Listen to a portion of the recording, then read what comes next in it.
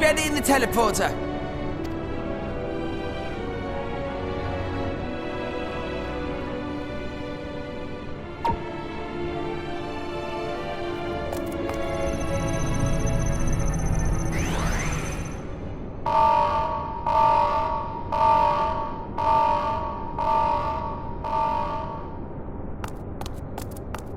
Huh?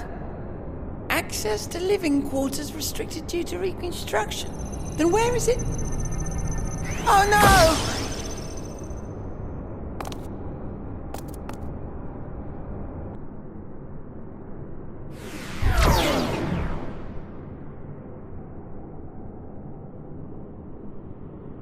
A private audience, as thou didst request, for reasons I know not.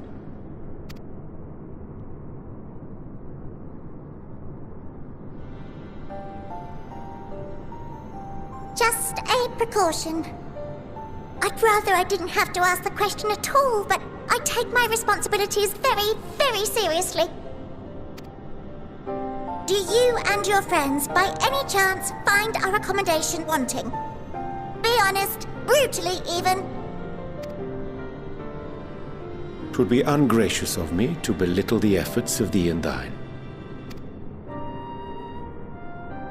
Lovely sentiment, really. But the disappointment is writ plain on your comrades' faces.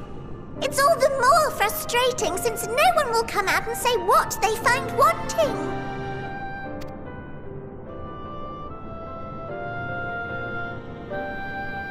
If there are faults in our work, we need to know.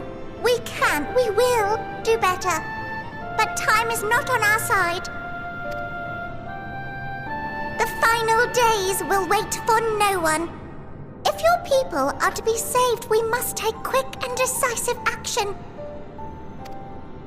This vessel must serve as a home for as many passengers as possible, for far longer than we may like. Which brings me to my request. Our collaborators on Atheris are doing what they can to prepare for the voyage. Would you be willing to go and lend them a hand? Having seen the moon for yourself, you could speak to its many splendors, learn what else they might require, and assuage whatever concerns they have. Wherefore wouldst thou entrust me with such a task? How to put it? You're the only one who appears not to be wholly unsatisfied with our work. Or quite good at pretending that's the case, at least. Calm, collected, tactful to a fault. Very particular with your words, too. You understand that, in the face of great danger, one cannot pursue perfection at the expense of practicality. The difficult choices must often be made for the greater good.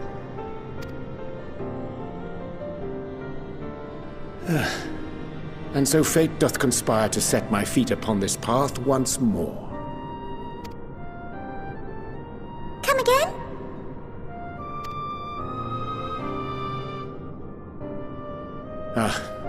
Idle musings. 'Tis no trifle thou dost ask, yet full well do I understand the urgency and necessity.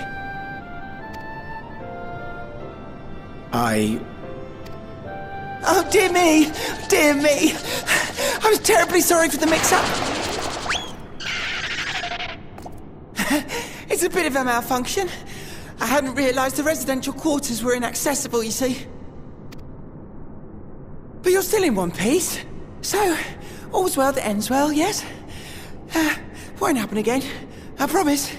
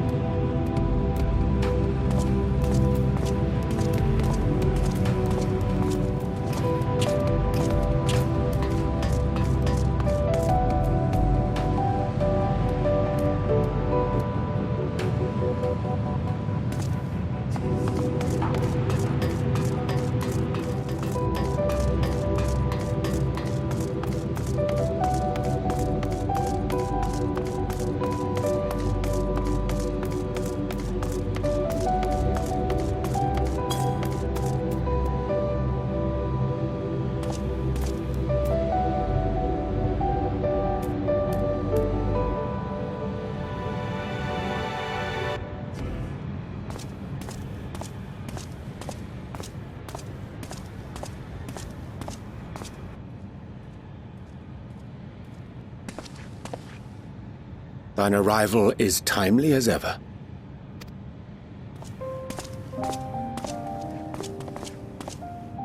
Thou didst chance to overhear my conversation with Living Way, I presume?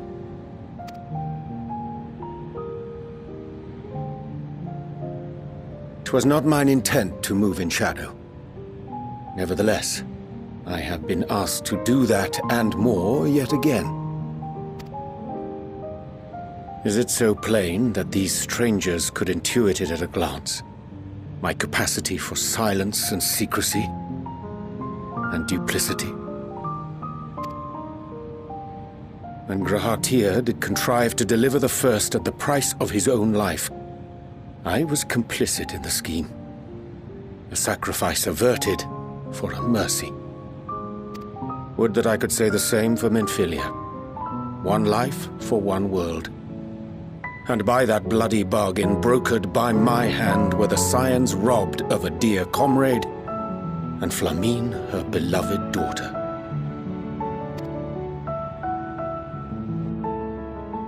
Two souls, whose selflessness was beyond measure, whose resolve was unshakable. They would not be moved even had I thought to protest. But protest I did not. Far from it. I pushed them forward.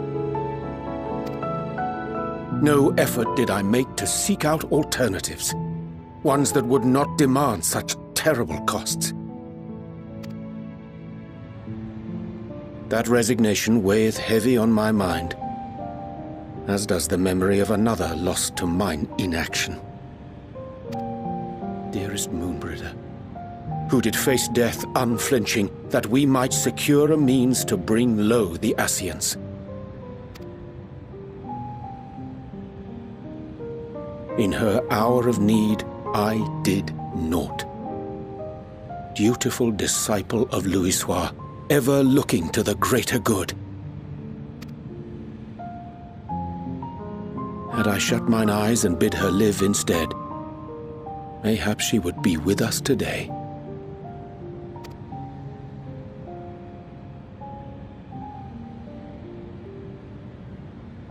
Selfish wants, born of everlasting regrets. Most days I put them from my mind, but could think of naught else when asked to swallow the same bitter draught. Subterfuge and sacrifice. Mayhap the right moral choice, but one I regard with great trepidation.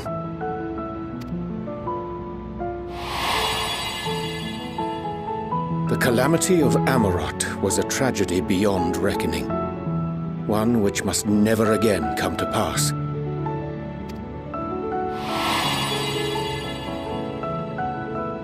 Thus must we struggle, haunted by ghosts of those we have lost, clinging to those we pray we can yet save. But what of those we cannot? How do we make peace with the dreadful algebra of necessity?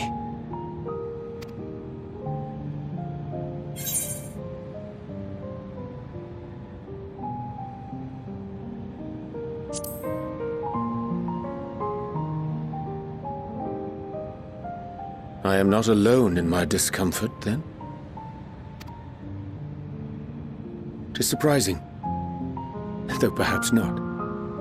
We scions are wont to debate strategy at length, but are resolute and unwavering in execution. Strange. Scarcely can I remember when last we spoke alone, and so candidly.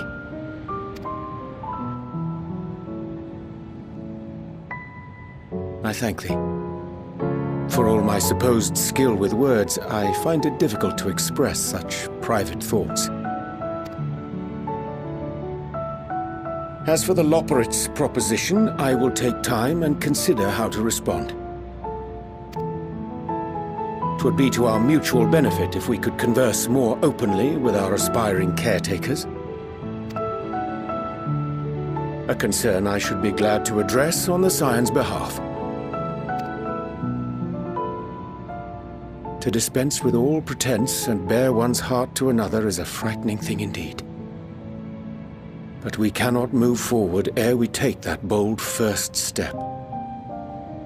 A lesson I have learned many times before. And today.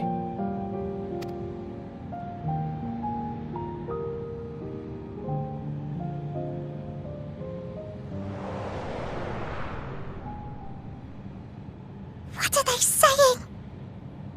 Curse these ears! I've heard bugger all! No matter. We've got our plans.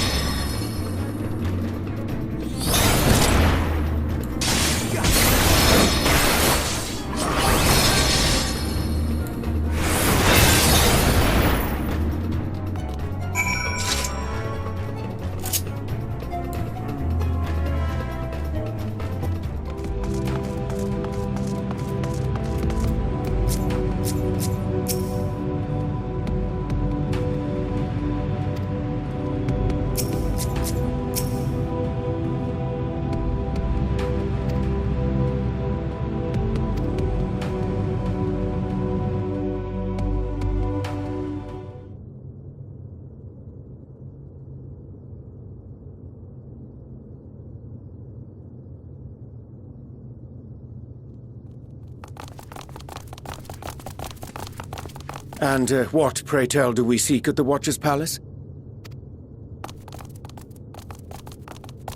Oh, come off it, friend. You know full well why we're here. The time has come for you to return to Aetheris and help your brethren prepare for their journey here and beyond. Forgive me, Living Way, but I cannot in good conscience proceed with this plan. Huh? But what about the final days? The death and the doom? Oh, we have to hurry before it's too late!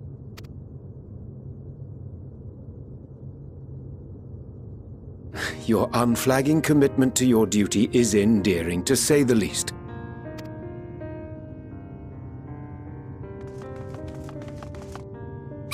Oh, bugger!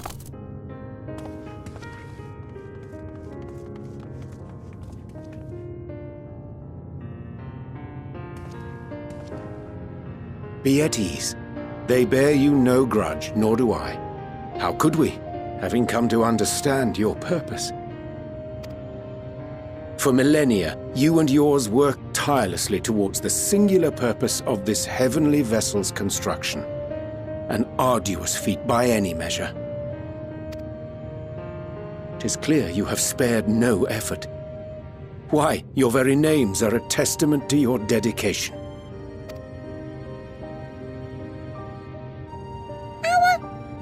Our names? I'm not sure I understand what you're getting at. Names are an expression of the self, a declaration of one's hopes and aspirations.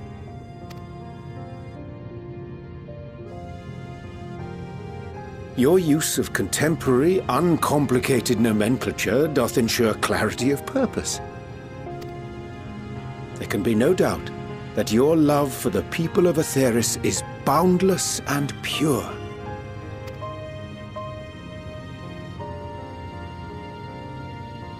Yes! Yes! A most mellifluous phrasing! We Loperids were born of Heideland's love for Aetheris. That shining, shimmering blue jewel, brightest star in the sky, brimming with life and possibilities. For as long as I can remember, I've toiled in anticipation of the day when this vessel might be needed. All I've ever wanted was to meet those she cherished so dearly, to serve and serve well. That goes for all of us, don't you see? So help us help them. Lead them here where we can keep them safe. If there's anything wrong with what we've built, we'll fix it. We'll make it right.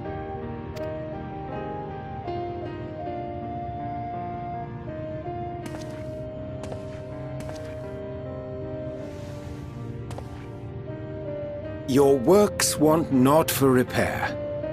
Yet there remaineth much for you to learn of men and your own kin besides. Singing Way, thy name bespeaketh more than the simple marriage of rhythm and rhyme. The songs of Aetheris are beyond counting, and span the length and breadth of emotion. Maps are monuments to man's pioneering spirit and his devotion to charting the furthest reaches of our star. Many have devoted their lifetimes to exploratory pursuits, to venture unto the highest mountains and the deepest oceans in search of unknown frontiers. And thou, my friend, I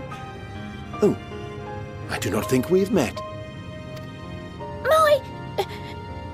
My name is Pudding Way. Pudding Way? Yes, indeed. A name of deep and abiding significance, I'm sure, but one perhaps better communicated through delicious deeds than tasteless words. A judicious application of fey magics at a later juncture may be appropriate.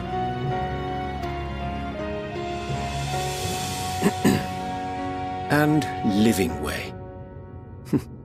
'Tis no easy feat to convey the significance of thy moniker. When I was a bookish boy, a dear friend of mine was fond of peppering me with questions as I read, to my occasional annoyance. One day, I posed to her a question of mine own. What doth it mean to live?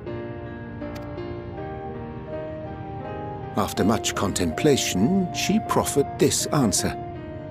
The anticipation of a half-read story's conclusion. The hope today's mistake may serve as tomorrow's lesson. The wish that a new acquaintance may one day call thee friend. She believed it to be all these moments and more.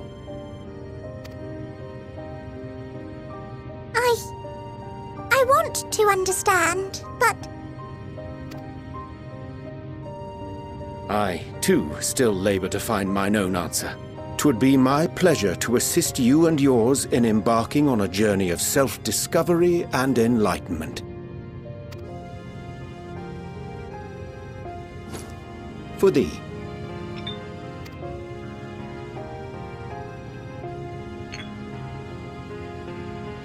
Ink as blue as the waters of Aetheris. Made in haste, though I assure thee, the quality has not suffered for it. The people need not be persuaded by honeyed words. Nay, I have faith they shall do what is right in due course. Until they do, I beg your patience, friends. And with that ink, let us fill the empty pages of Living Way's compendium. An open exchange of ideas will surely afford you all a better understanding of modern man, and with it, ideas for improvements and renovations. But more importantly, it shall empower us to together find a way forward.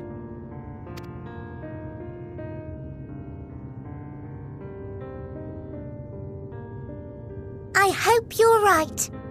Thank you for this lovely gift.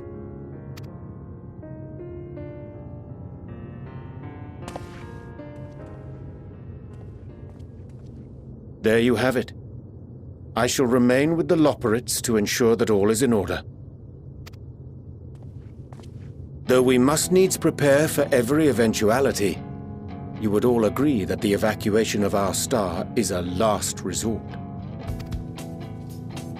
To accept failure is to accept the demise not only of our star, but that of Reen's, of all reflections, and the souls that call them home.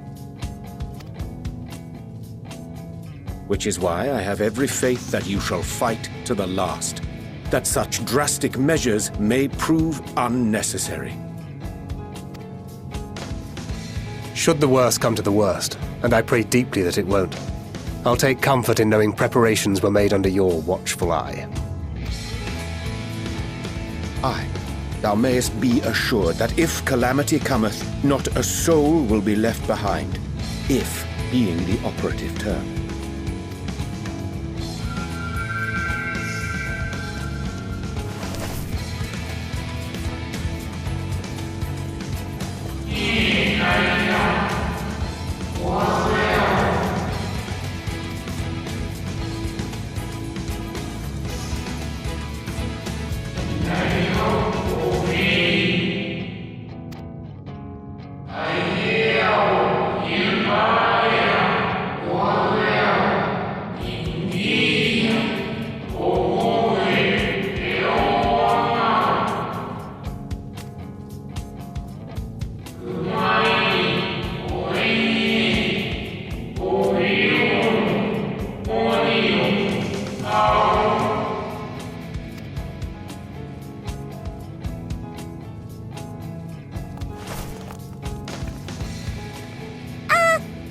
To interrupt, but I feel like I need to make amends for all the secrecy.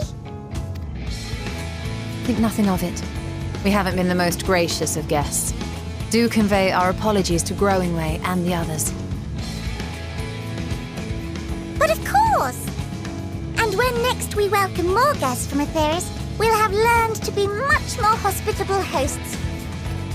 Oh, And circling back to the matter of inappropriate secrecy, we ought to discuss our benefactors. Agreed. The Charlayan Forum, yes?